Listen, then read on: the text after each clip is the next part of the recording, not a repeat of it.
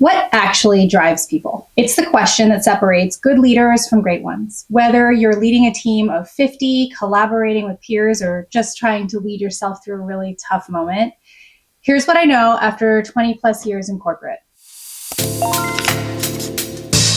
Every single day, you're trying to motivate someone. Maybe it's getting your team excited about a project, advocating for a promotion with your boss, or just getting yourself or other people to tackle that really challenging task that everybody has been avoiding. But here's what most leaders get completely wrong.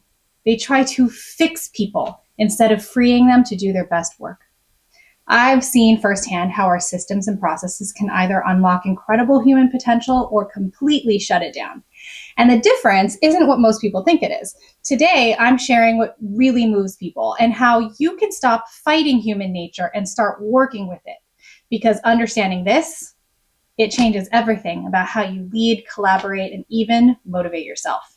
So let's dive in. Let's talk Human Motivation 101, the 3 drivers. This framework comes from decades of research by Deci and other psychologists into what makes humans tick. And as it turns out, there are 3 fundamental psychological needs that drive every human action.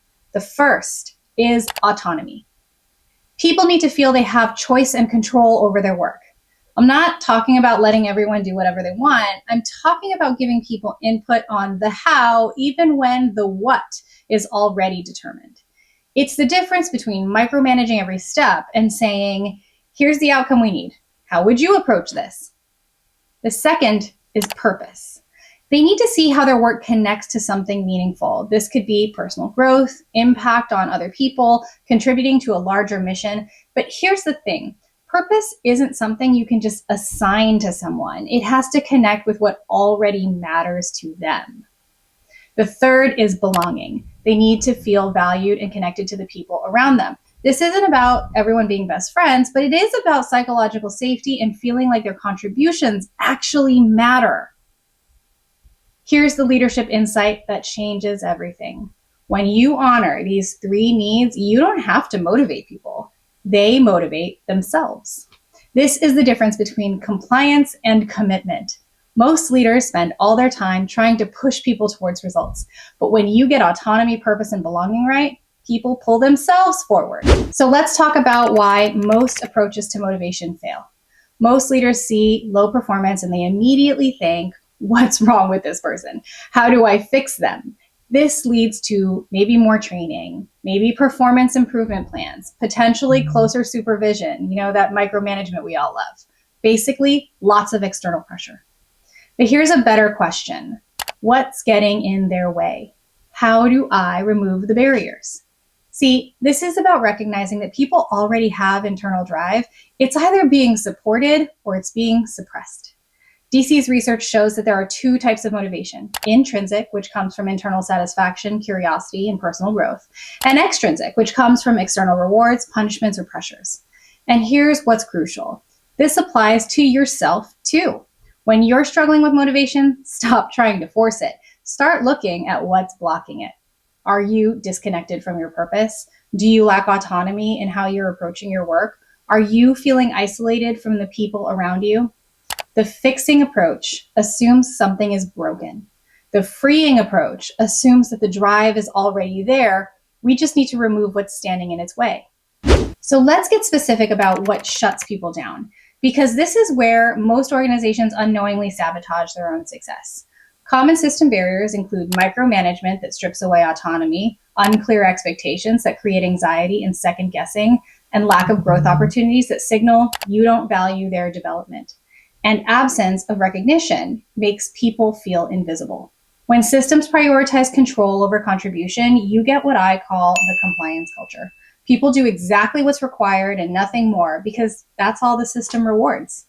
This kills something called discretionary effort, and that's the secret sauce. Discretionary effort is the difference between doing what's required and doing what's possible. Teams with high discretionary effort dramatically outperform others.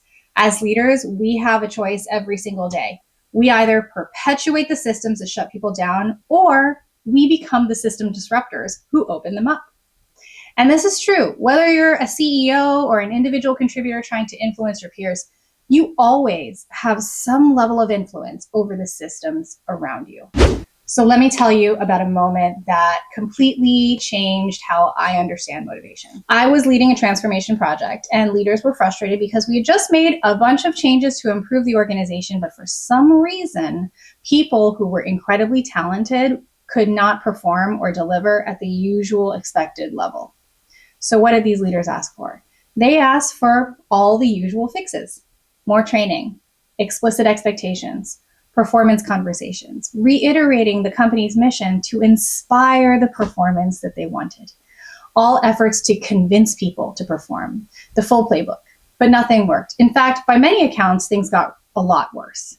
Something was missing. Leaders were expecting people to just figure it out, giving incentives to hit goals, but people seemed defeated and unenthusiastic. So we went out and spoke to people. We asked what was working and what wasn't. And while people were talented and absolutely believed in the vision, the new changes made everything different. Many had less authority than they had before. The expectations changed so much that some people now needed to seek approval and permission for everything. They had been stripped of their autonomy and could no longer see what made their work meaningful. The new system was blocking their ability to do their best work. So think about this. We had high performers. The system broke the ability to perform. Then we try to fix people for not performing in a broken system. So instead of more oversight, the solution was actually to restore a sense of stability, return some decision-making authority, and give people the opportunity to actually be a part of the solution. The fixing wasn't the answer. Freeing was.